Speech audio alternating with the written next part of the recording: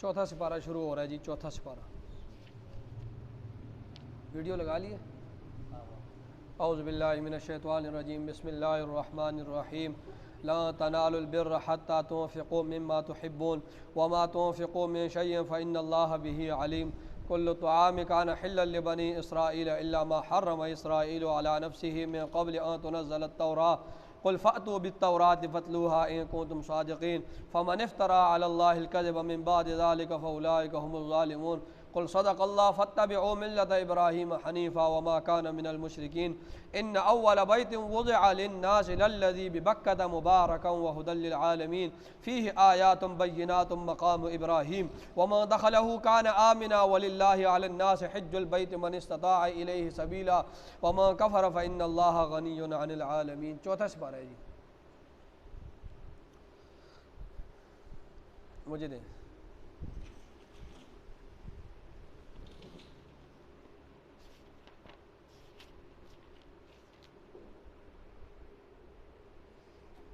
سب کو مل گیا؟ باقی پہلے ترجمہ سن لیں. لا تنالوا البر، ہرگز تم حاصل نہیں کر سکتے البر کامل نیکی، حتیٰ یہاں تک کہ تنفقو تم خرچ کرو، مما اس چیز میں سے تحبون جس کو تم پسند کرتے ہو، وما تنفقو اور جو چیز بھی تم خرچ کرو گے، من شیئن جو چیز بھی، فإن اللہ پس بے شک اللہ تعالیٰ بھی اس کو علیم جانتا ہے.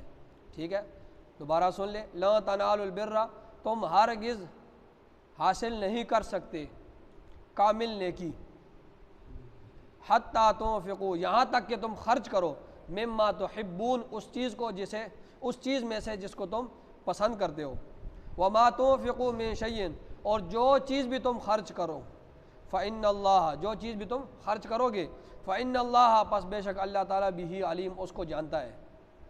کل الطعام ہر قسم کا کھانا، ہر قسم کی خوراک، کان حلا حلال تھی، لبنی اسرائیل بنی اسرائیل کے لیے، الا ما حرم اسرائیل علی نفسہ، الا ما حرم مگر وہ جو حرم حرام قرار دی، اسرائیل نے، علی نفسہ اپنے نفس پر، اپنی جان پر، من قبل ان تنزل التوراہ اس سے پہلے کہ تورات نازل کی جاتی. ٹھیک ہے، ہر قسم کی خوراک حلال تھی بنی اسرائیل کے لیے، مگر جو اسرائیل نے اپنے اوپر حرام کی تورات کے نازل ہونے سے پہلے. قل فأتوا آپ کہہ دیں، فأتوا پس تم لے آؤ، بالتورات تورات کو، فتلوہا پس تم پڑھو اس کو، ان کنتم صادقین اگر تم سچے ہو. ٹھیک ہے، آپ کہہ دیں آپ صلی اللہ علیہ وسلم کہ لے آؤ تورات کو اور اس کو پڑھو اگر تم سچے ہو. فمن افترا پس جس شخص نے گھڑا علی اللہ اللہ تعالیٰ پر، الکذب جھوٹ، من بعد ذالک اس کے بعد، فاولئک هم الظالمون پس وہی لوگ ہیں گمراہ. قل آپ صلی اللہ علیہ وسلم کہہ دیجئے، صدق اللہ سچ فرمایا اللہ نے، فاتبعوا ملت ابراہیم پس تم پیروی کرو ابراہیم کے ملت کی، حنیفاً جو ایک طرف ہونے والے ہیں، وما کان من المشرکین اور وہ نہ تھے شرک کرنے والوں میں سے. ان اول بیت سب سے پہلا گھر، ان اول بیت بے شک اول بیت پہلا گھر، وضع للناس جو مقرر کیا گیا لوگوں کی عبادت کے لیے، وضع جو مقرر کیا للناس لوگوں کی عبادت کے لیے، للذی ببکہ البتہ وہ ہے جو مکہ میں ہے، للذی ببکہ البتہ وہ ہے جو کس میں ہے؟ مکہ میں ہے، مبارکن برکت والا ہے، وہدن للعالمین اور ہدایت ہے للعالمین جہان والوں کے لیے. فیہ اس میں، آیات بینات کئی نشانیاں ہیں صاف صاف، مقام ابراہیم ان میں سے ایک مقام ابراہیم ہے. ٹھیک ہے، اس میں کئی صاف صاف نشانیاں ہیں اور ان نشانیوں میں ایک مقام ابراہیم بھی ہے. ومن دخلہ اور جو شخص اس میں داخل ہوگا، کان آمنا وہ امن والا ہوگا وہ امن والا. وَلِلَّهِ عَلَى النَّاسِ وَلِلَّهِ اور اللہ کے واسطے عَلَى النَّاسِ لوگوں پر لازم ہے حج البیت بیت اللہ کا حج کرنا من استطاع جو طاقت رکھے الیہ اس کی طرف سبیلاً راستے کی جو طاقت رکھے اس کی طرف راستے کی. وَمَن كَفَرَ اور جس نے انکار کیا فَإِنَّ اللَّهَ پس بے شک اللہ تعالیٰ غنی بے پرواہ ہے عن العالمین جہان والوں سے. یہ اس کا ترجمہ ہوا تفسیر میں انشاءاللہ آپ کو یہ باتیں ساری سمجھ آ جائیں گی, ترجمہ بھی ہو جائے گا. فرمایا لَن تَنَالُوا الْبِرَّ حَتَّى تُنفِقُوا مِمَّا تُحِبُّونَ. اس سے پہلے آیات ان کا ربط تعلق آپ سمجھ لیں. دیکھیں پچھلی آیات میں فرمایا کہ کافر بندہ زمین سے بھرا ہوا سونا بھی جو ہے بری ہوئی زمین سونے کی وہ بھی اگر فدیے کے طور پر دے گا اللہ کے سامنے اور کہے گا کہ یا اللہ مجھے چھوڑ دے تو اس کے وہ قبول نہیں کیا جائے گا. بری ہوئی زمین بھی قبول نہیں کیے. کیوں؟ کیونکہ اس کے اندر ایمان نہیں ہے. وہ اگر جتنا بھی صدقہ خیرات کرے دنیا میں بھی تو بغیر ایمان کے اس کی نیکی قبول نہیں ہے. اور اگر مومن آدمی چھوٹی سی نیکی بھی کرے گا تو وہ کیا ہے اس کی قبول ہے. اب آگے اللہ فرما رہے ہیں سمجھا رہے ہیں کہ وہ کیا چیز خرچ کرنی ہے. اب اللہ آگے فرما رہے ہیں کہ خرچ تو اگر کافر کرے گا تو اس کی کوئی قبول نہیں ہے, مومن کرے گا تو اس کی قبول ہو. تو آگے اب اللہ سمجھا رہے ہیں کہ کون سی چیز خرچ کرنی ہے. ٹھیک ہے, کون سی چیز آپ نے خرچ کرنی ہے. فرمایا لا تنالوا البر ہرگز تم حاصل نہیں کر سکتے کامل نیکی. لا تنالوا البر ہرگز تم حاصل نہیں کر سکتے کامل نیکی. حتی تنفقوا یہاں تک کہ تم خرچ کرو مما تحبون اس چیز میں سے جس کو تم پسند کرتے ہو, اس چیز میں سے تم خرچ کرو اللہ کے راہ میں, تب جا کر تم کامل نیکی کو حاصل کرو گے. ٹھیک ہے, تو اللہ رب العزت اچھی چیز کو پسند کرتا ہے.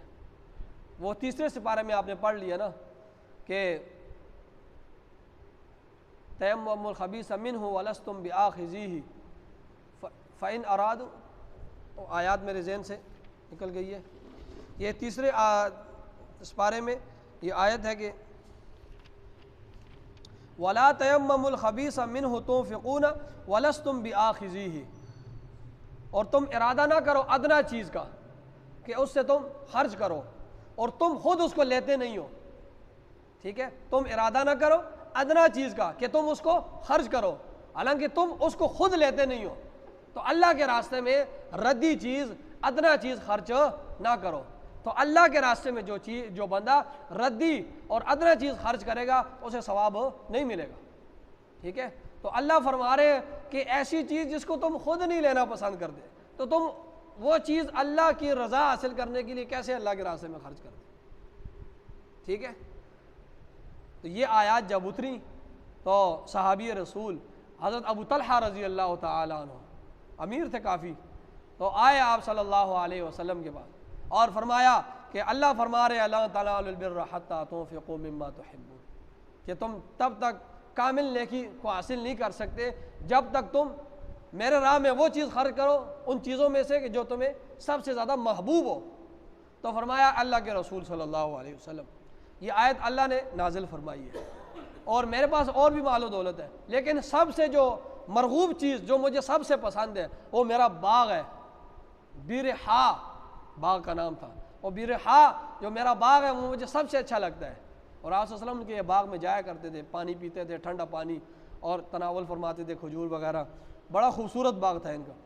تو فرمایا اللہ کے رسول اللہ یہ فرما رہے ہیں اور مجھے سب سے محبوب چیز کیا ہے, صحابہ کی ایمان کو دیکھیں, وہ یہ باغ ہے تو میں اس کو اللہ کے راستے میں خرچ کرتا ہوں اور آپ کو یہ باغ دیتا ہوں, آپ جو چاہیں اس سے کریں, جو جہاں پر خرچ کریں. تو آپ صلی اللہ علیہ وسلم جب یہ سنا فرمایا بخن بخن واہ واہ واہ واہ کیا تو نے اچھا کیا, فرمایا بخن بخن واہ واہ واہ واہ کیا اچھا کام کیا تو نے.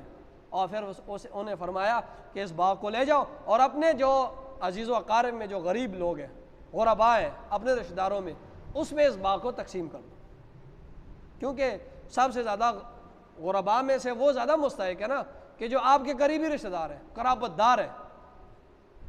ٹھیک ہے, اللہ بھی فرماتے ہیں کہ اپنے قریبی رشتہ داروں کو, قرابت داروں کو ان کا حق دو. تو سب سے زیادہ مستحق کون ہے صدقہ خیرات کے؟ جو آپ کے قریبی ہیں، ٹھیک ہے؟ تو فرمایا اس باغ کو ابو طلحہ لے جاؤ اور اپنے قرابت داروں میں اس کو تقسیم کر لو، لیکن ہر قرابت دار کو آپ زکوٰۃ فطرانہ وغیرہ نہیں دے سکتے، ٹھیک ہے؟ پہلا وہ ہو کہ زکوٰۃ فطرانہ وغیرہ کہ وہ قرابت دار جو ہے وہ مسلمان ہونا چاہیے، ٹھیک ہے؟ مسلمان ہونا چاہیے، پہلی شرط یہ ہے، اور دوسرا یہ ہے کہ وہ جو ہے دیندار ہونا چاہیے۔ نافرمان کو آپ زکوٰۃ فطرانہ یہ چیزیں نہیں دے سکتے، ٹھیک ہے؟ نافرمان اگر دیندار نہیں ہے، نماز روزے کا پابند نہیں ہے، آپ اسے نہ دیں۔ کیوں؟ وہ جب لے گا نا وہ اس کو تو وہ کھائے گا، جب اس کو کھائے گا نا اس کی طاقت بنے گی، اور وہ اپنی طاقت کو اللہ کی نافرمانی میں خرچ کرے گا، تو آپ بھی اس میں برابر کے شریک ہوں گے، ٹھیک ہے؟ فرمایا نا لا یأکل طعامک الا تقی، آپ صلی اللہ علیہ وسلم نے فرمایا لا یأکل طعامک الا تقی، تیرا کھانا نہ کھائے مگر پرہیزگار آدمی، ٹھیک ہے؟ تیرا کھانا نہ کھائے مگر کون آدمی؟ جو پرہیزگار ہے، تو اسے کھانا کھلاؤ۔ وہ جب عبادت کرے گا تیرا کھا کر، جب وہ عبادت کرے گا اور وہ اس میں جان صرف کرے گا تو پھر اس کی عبادت میں تو برابر کا شریک ہوگا، ٹھیک ہے؟ تو فرمایا لا تنالوا البر، ہرگز تم حاصل نہیں کر سکتے البر کامل نیکی، حتیٰ یہاں تک کہ تنفقو تم خرچ کرو، مما اس چیز میں سے تحبون جس کو تم پسند کرتے ہو۔ یہ ہمارے لیے بھی ہے، ٹھیک ہے؟ یہ صحابہ کے لیے صرف نہیں تھا، ٹھیک ہے؟ وما تنفقوا، اور جو چیز بھی وما تنفقوا من شیء، جو چیز بھی تم خرچ کرو گے فإن اللہ بہ علیم، پس بے شک اللہ تعالیٰ اسے جانتا ہے، تمہارے دلوں کو رازوں کو جانتا ہے، کس کے لیے خرچ کر رہے ہو، کیا چیز خرچ کر رہے ہو، کس نیت سے خرچ کر رہے ہو، سب جانتا ہے وہ۔ کل طعام کان حلا لبنی اسرائیل، دیکھیں اس سے پہلے دو رکوع یہ بات گزری تھی، اللہ تعالیٰ نے فرمایا تھا ان اول الناس بابراہیم للذین اتبعوہ وہذا النبی والذین آمنوا واللہ ولی المؤمنین، کہ ابراہیم علیہ الصلوۃ والسلام کے زیادہ جو قریب لوگ ہیں وہ کون سے لوگ ہیں؟ جنہوں نے ابراہیم علیہ الصلوۃ والسلام کی صحیح معنوں میں پیروی کی اپنے دور میں، اور پھر جو سب سے قریب ہیں وہ آپ صلی اللہ علیہ وسلم ہیں عقائد اور اعمال کے لحاظ سے، اور پھر وہ لوگ ہیں جو مومنین ہیں صحابہ کرام۔ تو ابراہیم علیہ الصلوۃ والسلام کے قریب تر وہ لوگ ہیں جنہوں نے آپ کی اس وقت پیروی کی تھی، اور یہ نبی صلی اللہ علیہ وسلم اور یہ صحابہ، یہ مومن جو ہے یہ ابراہیم علیہ الصلوۃ والسلام کے قریب ہے، اعمال کے لحاظ سے بھی اور عقائد کے لحاظ سے بھی۔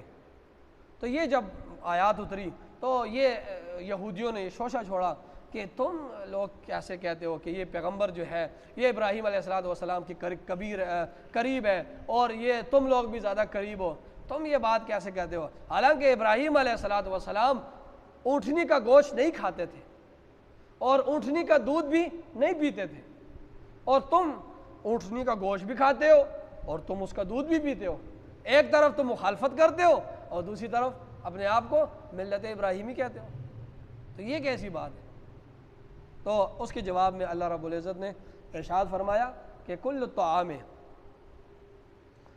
یہ پہلے آپ تو فرمایا کہ اس میں یہ آیات اتری کہ ہر قسم کا کھانا، ہر قسم کی خوراک، کل طعام، ہر قسم کی خوراک کان حلن حلال تھی لبنی اسرائیل، بنی اسرائیل کے لیے ہر قسم کی خوراک حلال تھی، الا ما حرم اسرائیل، مگر وہ جو حرام قرار دی اسرائیل نے علی نفسہ ہی اپنی نفس پر، من قبل اس سے پہلے کہ ان تنزل التوراۃ، تورات کے نازل کیے جانے سے پہلے، ٹھیک ہے؟ ساری خوراک، ہر قسم کی خوراک حلال تھی۔ ابراہیم علیہ الصلوۃ والسلام بھی کھاتے تھے ان کا گوشت اور دودھ بھی پیتے تھے، یہ تمہارا دعویٰ غلط ہے، اور تم تو ابراہیم علیہ الصلوۃ والسلام کی بات کرتے ہو، وہ تو بہت پہلے کے گزرے ہیں، پرانے بزرگ ہیں، یہ تو بنی اسرائیلیوں کے لیے بھی ہر قسم کی خوراک حلال تھی، اونٹ بھی حلال تھا، گوشت بھی حلال تھا، اور اس کے دودھ بھی حلال تھا، وہ تو بہت پرانے ہیں، یہ بنی اسرائیلیوں ان کے لیے بھی تو ان کے لیے بھی یہ حلال تھا، تم ان کی بات کرتے ہو، ان کے لیے بھی حلال۔ ہاں اسرائیل حضرت یعقوب علیہ الصلوۃ والسلام کا لقب ہے، اسرائیل جو ہے حضرت یعقوب علیہ الصلوۃ والسلام کا لقب ہے، تو فرمایا ہاں اسرائیل نے جو ہے اپنے نفس پر یہ چیز حرام کی تھی۔ ہوا یہ تھا، تفسیروں میں یہ لکھا ہے کہ یعقوب علیہ الصلوۃ والسلام کو ارکن نساء کا جو درد ہوتا ہے، یہ کولوں سے شروع ہوتا ہے اور نیچے پاؤں تک جاتا ہے، وہ ایک ارک النساء، بڑا ظالم درد ہوتا ہے، کسی کو اللہ نہ کرے، تو وہ ارک النساء کا ان کو جو ہے درد ہوا، وہ شدید درد ہوتا ہے۔ تو انہوں نے یہ منت مانگی یعقوب علیہ السلام نے، یا اللہ اگر مجھے تو نے اس سے نجات دے دی، اس درد سے، اس بیماری سے، تو میں اپنی جو مرغوب چیز ہے جسے میں بہت پسند کرتا ہوں، میں وہ تیری رضا کے لیے چھوڑ دوں، میں اسے نہیں کھاؤں گا۔ منت مانگی، اس وقت یہ منت مانگنا یہ جائز تھا، اس شریعت میں جائز نہیں ہے۔ تو اللہ رب العزت نے یعقوب علیہ السلام کو صحت دے دی، ٹھیک ہے، جب صحت دی تو سب سے مرغوب چیز ان کو اونٹ اور اونٹنی کا گوشت تھا، اونٹنی کے دودھ تھا، تو انہوں نے وہ چھوڑ دی، سب سے پسندیدہ چیز یہ تھی، ساری زندگی اسے نہیں کھانا۔ جب وہ نہیں کھاتے تھے، ان کی اولاد نے دیکھا کہ ابا جان تو یہ کھاتے نہیں ہیں، تو انہوں نے یہ سمجھا یہ ناجائز ہے، حالانکہ ان کے لیے حلال تھی۔ یہ منت تو صرف یعقوب علیہ السلام نے مانی تھی، کرتے کرتے پھر وہ یہ سمجھے سارے آگے جو اولاد چلتی گئی کہ یہ اونٹ اور یہ اونٹنی کا جو دودھ ہے یہ حرام ہے، تو فرمایا یہ حرام نہیں تھا، ہاں اس یعقوب علیہ السلام نے منت مانگی تھی، باقی ابراہیم علیہ السلام بھی کھاتے تھے۔ آگے تورات میں بھی ہم نے کبھی بھی تورات میں بھی ہم نے یہ حکم نہیں نازل کیا، ٹھیک ہے، اور ابراہیم علیہ السلام تو موسیٰ دیکھیں تورات کس پر نازل ہوئی؟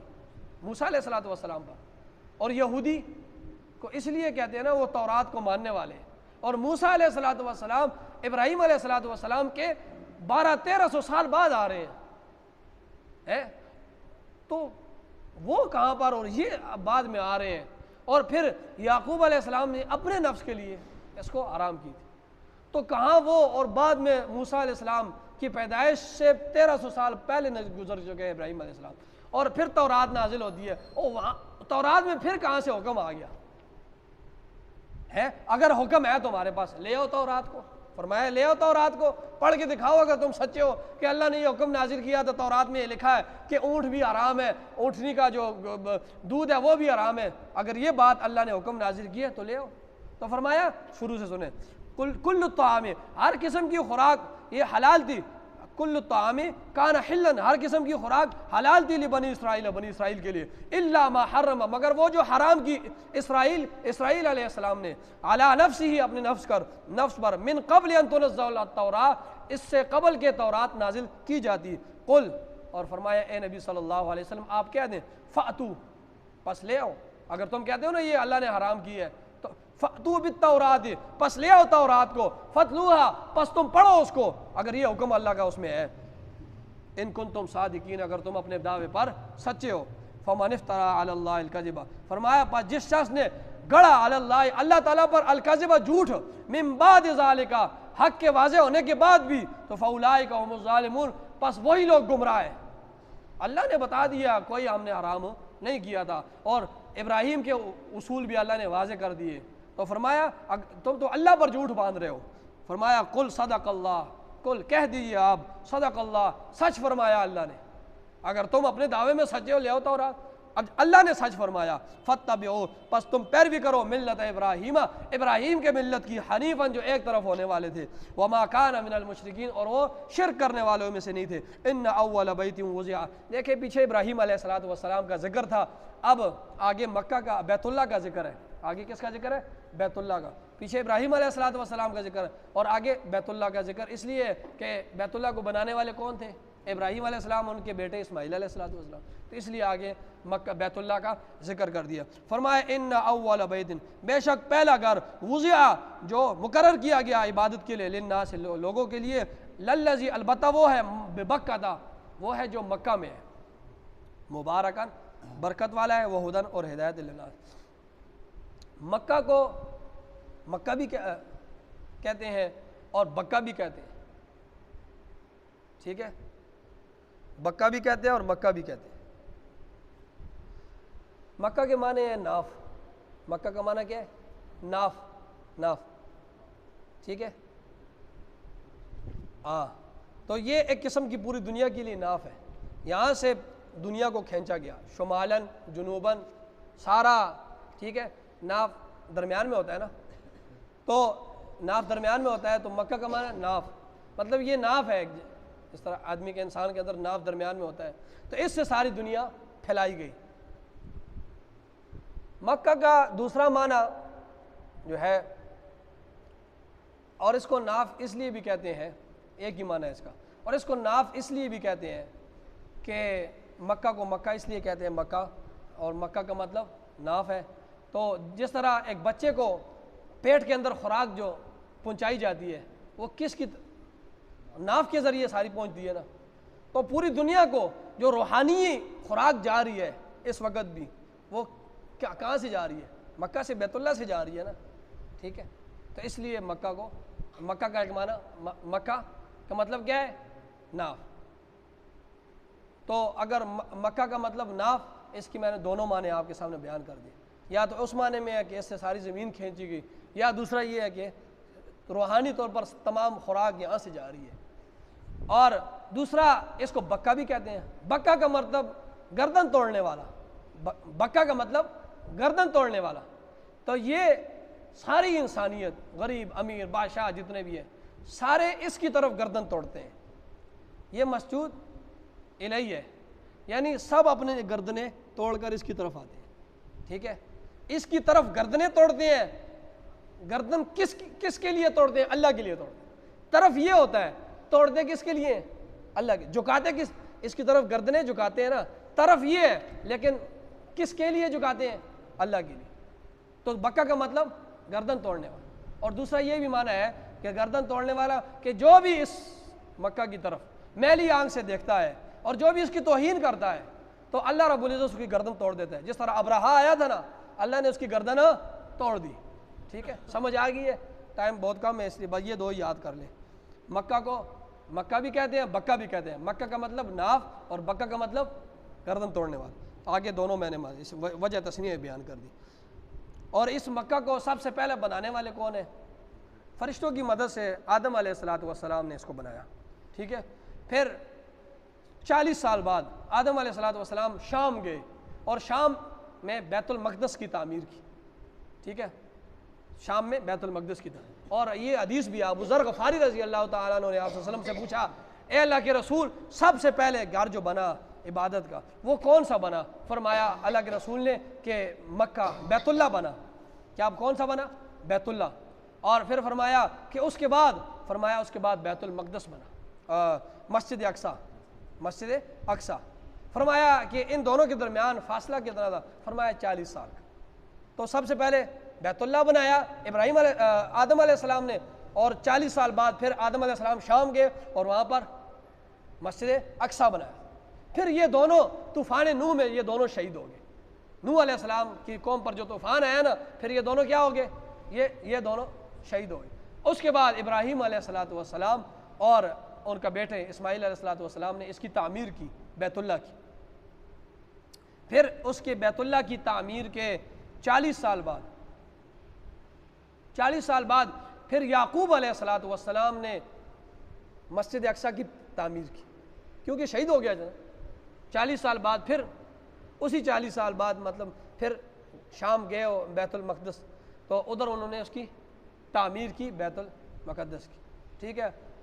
تو یہ پھر جو ہے پھر آگے اس کی تفصیلات میں پیچھے بیان کر چکا ہوں، اور یہ جو ہے 44 فٹ جو ہے چاروں طرف ہے، اور لمبائی میں جو ہے وہ 50 فٹ ہے۔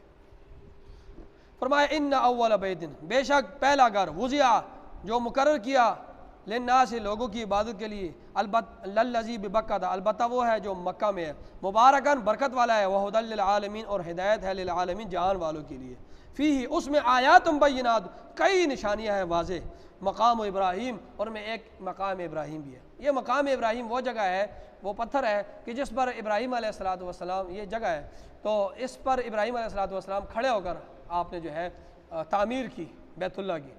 پھر یہ اسی طرح صف میں تھا، یہ وہ پتھر جو ہے اس پر ابراہیم علیہ السلام کے پاؤں کے نشانات بھی، یہ صف میں تھا، لیکن جب ابھی سعودی حکام نے جو ہے اس کو پھر اکھاڑا اس اور لوگوں کا رش کافی تھا نا، ابھی رش تو پہلے زمانے میں نہیں ہوتا تھا اتنا، اس کو پھر شیشے میں بند کیا اور سائڈ پر کیا، پھر لوگ 7 چکر کاٹنے کے بعد پھر اس کے قریب جا کر نوافل پڑھتے ہیں۔ فرمایا فیہ آیات بینات مقام ومن دخلہ، اور جو شخص میں داخل ہوگا کان آمنا، ہوگا امن والا، وللہ، اللہ کے واسطے، علی الناس، لوگوں پر لازم ہے، حج البیت، بیت اللہ کا حج کرنا، حج بھی ہے حج بھی ہے، یہ دونوں مصدر آتے ہیں، ٹھیک ہے۔ حج یا حجو یہ باب نصر ینصر سے ہے، یہ بات آپ نہیں سمجھیں گے، تو اس کا مصدر حج بھی آتا ہے حج بھی آتا ہے، دونوں قرآن سے ثابت ہے۔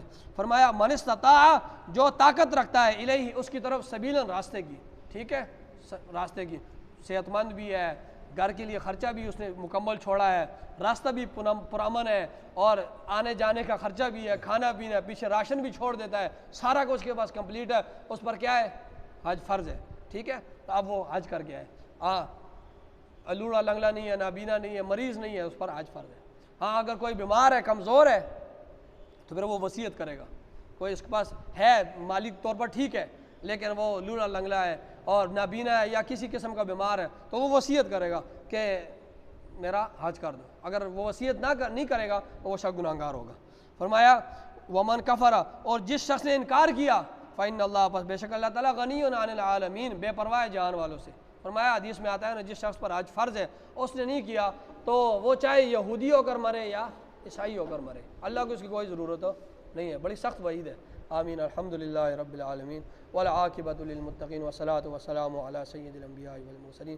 ربنا آتنا فی الدنیا حسنہ وفی الآخرۃ حسنہ وقنا عذاب النار۔ صلی اللہ